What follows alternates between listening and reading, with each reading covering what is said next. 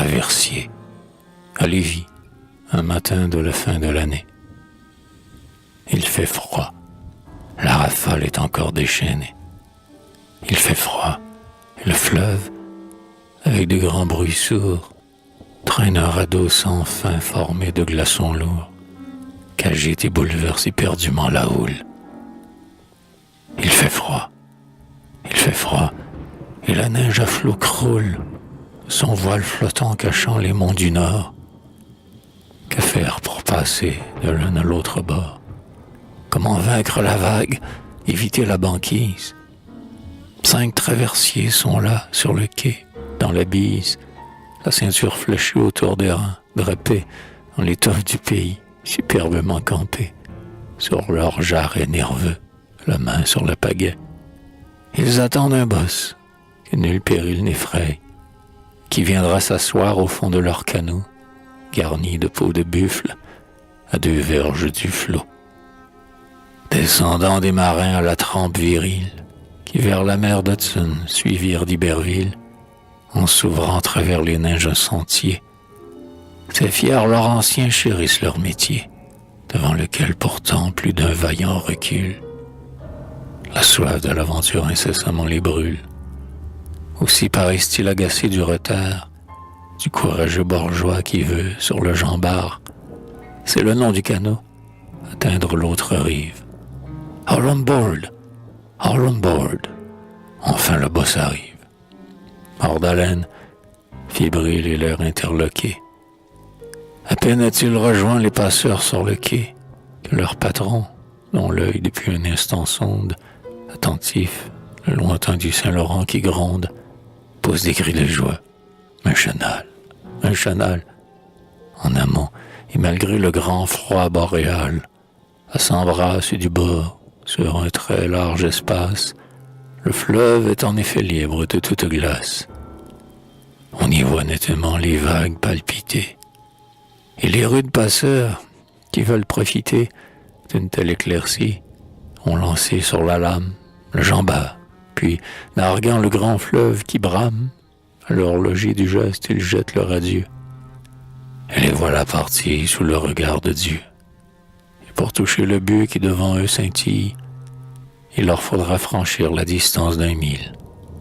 Il leur faudra glisser, armés de l'aviron, sur les flots tourmentés d'un nouvel achéron. Entre 2 froids linceuls blancs, la neige et l'écume.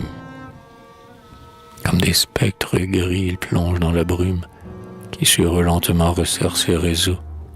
Et quelques charretiers, groupés au bord des eaux, que font bondir le fouet sifflant de la tourmente, les suivent du regard sur la lame écumante. Et debout, près du quai battu des flots grondants, un bon vieux loup de mer murmure entre ses dents. Devant l'onde qui saute et le canot qui vole, il faut avoir le diable au ventre, ma parole, pour aller, par un temps pareil, risquer sa peau. Et le léger jambard danse comme un copeau, et la neige toujours descend en avalanche, tout couvert des crachats des grandes vagues blanches, qui jaillissent sans fin de l'abîme ondoyant. Les Laurentiens vont pagayant, l'œil ardent, le front haut, le bras souple et solide, tenant tête aux jusants de plus en plus rapides, les visages rougis des morsures du froid, se retournant souvent vers le bord qui décroît, comme pour saluer l'église qui s'éloigne.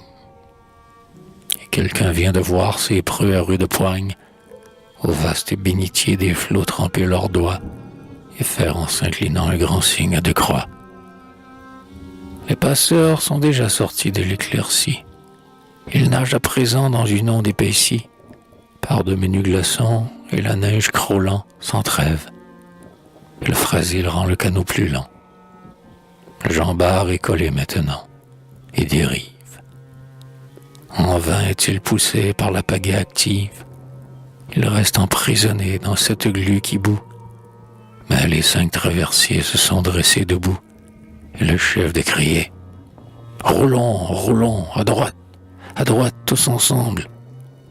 Et, balançant de droite à gauche, leur grand torse aussi souple qu'altier, les hardis et les visois, en hommes de métier, que rien ne paralyse et rien ne décourage, font rouler le léger canot qui se dégage lentement du frasile et se fraye un chemin.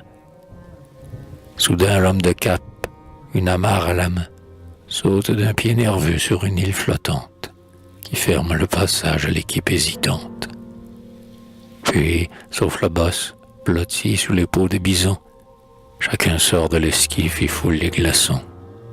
Et deux des traversiers tirant sur la cordelle, les trois autres crispant leurs poings à la margelle, le jambard, qui balance à l'arrière un drapeau, est mis en un clin d'œil entre le ciel et l'eau.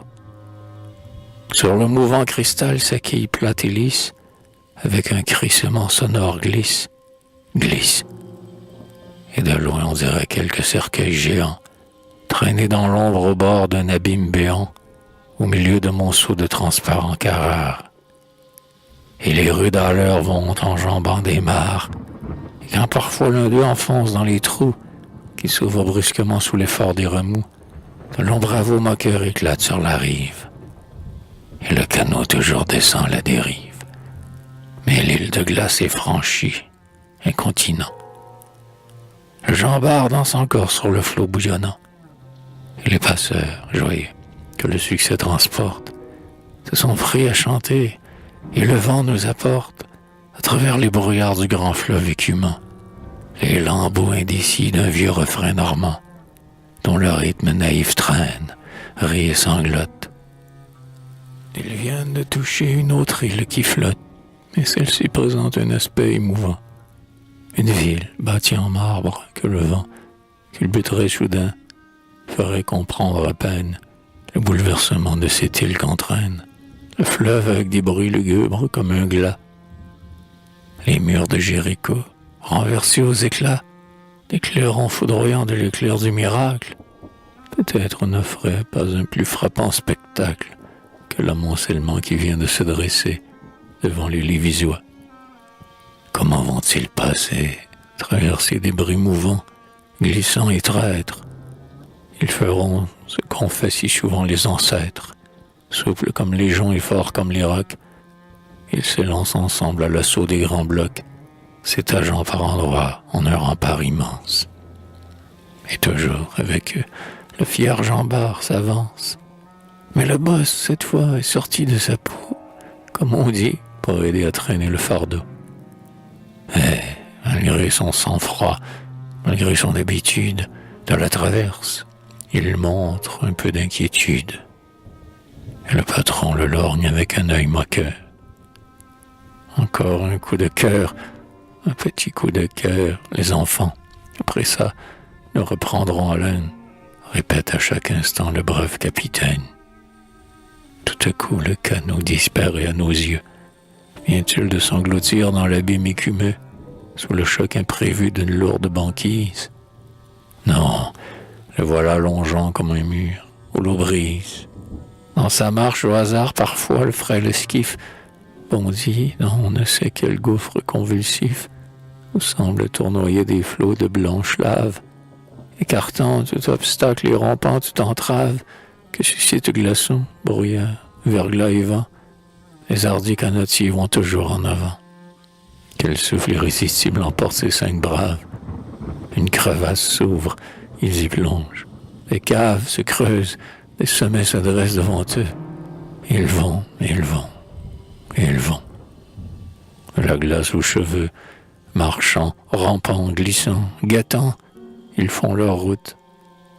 Et rien ne les arrête, et rien ne les déroute. Qu'importe ces preux dans leur emportement, en bas le précipice, en haut l'escarpement. Le danger les séduit, les fascine et les grise. Aveuglés par la neige et mordus par la bise, ils avancent toujours, sans halte et sans frayeur.